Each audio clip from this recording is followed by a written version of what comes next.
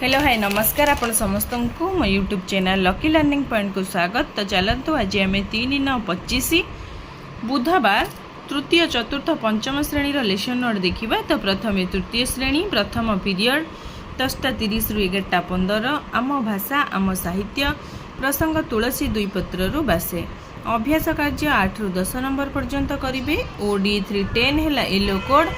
अभ्यास प्रश्नर उत्तर कहे और लिखे। अभ्यास कार्य कराइबी।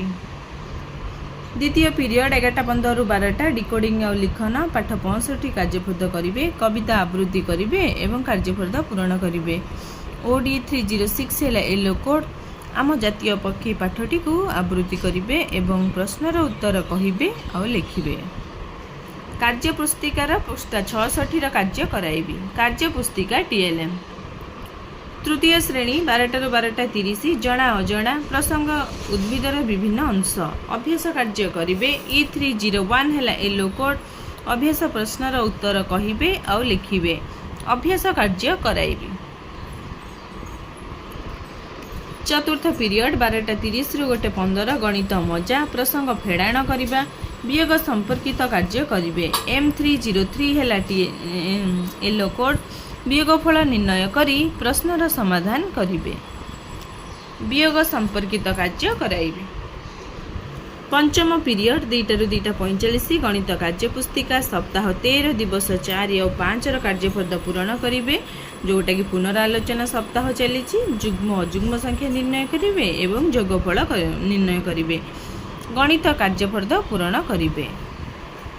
गणित कार्यफर्द पूरण कराइबी। कार्य पुस्तिका टीएलएम षष्ठ पीरियड 2:45 रु 3:30 माय इंग्लिश बुक टॉपिक जो fun with picture reading pictures है topic.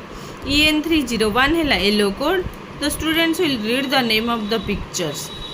Tell the students to speak the name of the pictures. Pictures है टीएलएम बा पिक्चर्स भी प्रसंग रे टॉपिक रे से पिक्चर गुड़ाक नाम कहे। सप्तम पीरियड 3:30 रु 4 मौखिक भाषार विकास धारा प्रवाह पठन करेंगे। ओडी 306 है येलो कोड। 1 मिनिट रे 30 रु 40 शब्द विशिष्ट पाठ को निर्भुल भाव में पढ़े। पृष्ठा 66 रे थिबा पाठ को धारा प्रवाह पठन कराइबे। कार्य पुस्तिका टीएलएम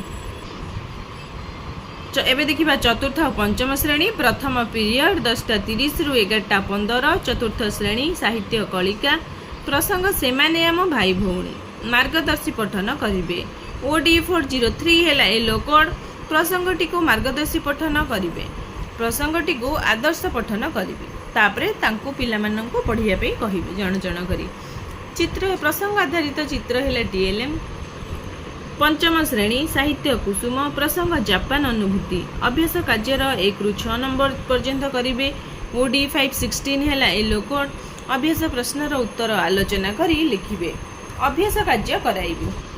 द्वितीय पीरियड 11:15 रु 12 my English book 4th class रा टॉपिक है the squirrel with a long tail. Speaking और वोकाबुलरी है स्पेसिफिक ऑब्जेक्टिव। EN404 है yellow code. The students will make chain drill of words and sentence and use dictionary. I will discuss session 5 and session 6 activity. 5th class रा topic है good morning। reciting है specific objective। EN501 है yellow code. The student will recite the poem with action.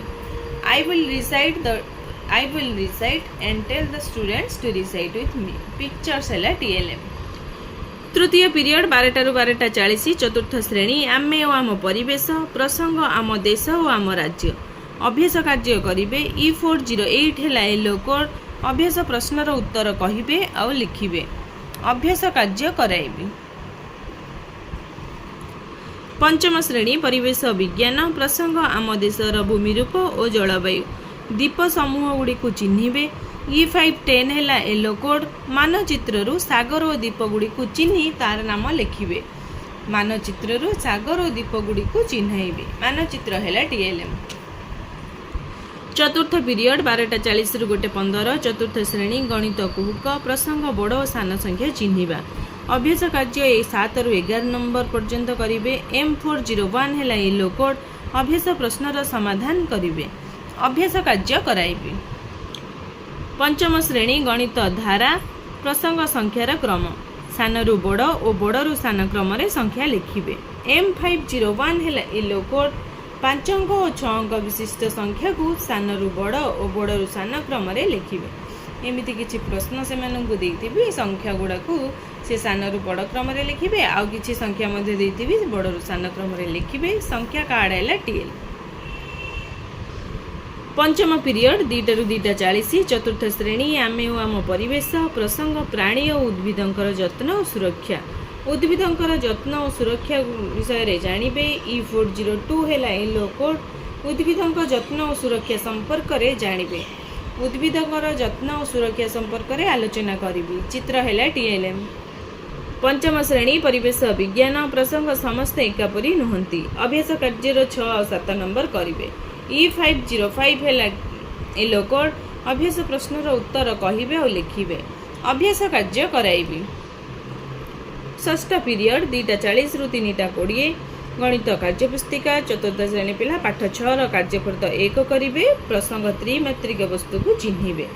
त्रिमात्रिक आकृतिर धार शीर्षबिंदु संख्या लिखिबे और आकृति गुडी को चिन्हिबे।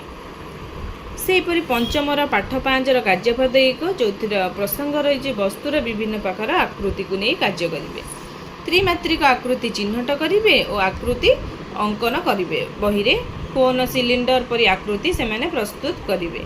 गणित कार्यपद पूरण कराइबी। कार्यपुस्तिका TLM।